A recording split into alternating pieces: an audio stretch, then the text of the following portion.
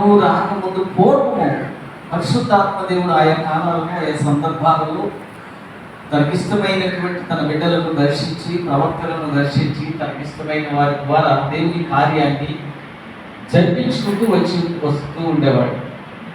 తర్వాత మళ్ళా కార్యం అయిపోయిన తర్వాత తిరిగి వెళ్ళిపోతూ ఉండేవాడు. కానీ ఈ దినాల్లో యేసుక్రీస్తు ప్రభువారు చనిపోయి తిరిగి లేచి ఆయన వెళ్ళిపోతూ చెప్పిన మాట, మరలా నేను వెళ్ళి మీ కొరకు ఆదరణకర్తను పంపుతాను, ఆయన మీ దగ్గరకు వచ్చినప్పుడు ఆయనను మీరు పొందుకొని ఆయన ద్వారా మీరు లోకంలోకి వెళ్ళి నన్ను ప్రచురము చేయండి. అంటే మీరు ఆత్మ లేకుండా బయటికి వెళితే మీరు పడిపోతారు, లోకాస్తులు అయిపోతారు. కాబట్టి దేవుని కార్యం చూడడం. కాబట్టి ప్రతి ఒక్కరూ దేవుని రాజ్యాన్ని, దేవుని యొక్క కార్యాలు చేయాలి అంటే, జరగాలి అంటే, దేవుని రాజ్యాన్ని స్వతంత్రించుకోవాలంటే పరిశుద్ధాత్మ దేవుడు ఖచ్చితంగా పొందుంటారు.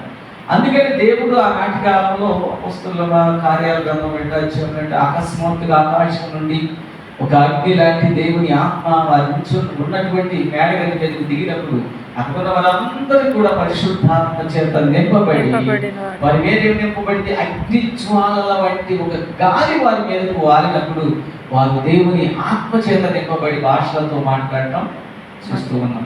ఆ తర్వాత ఆ దిగినటువంటి ఆత్మ ఎంతవరకు భూలోకంలో ఇంకా ప్రచారం చేస్తూనే ఉంది. ఆత్మ ఇంకా తిరిగి దేవుని దగ్గరికి వెళ్ళాల.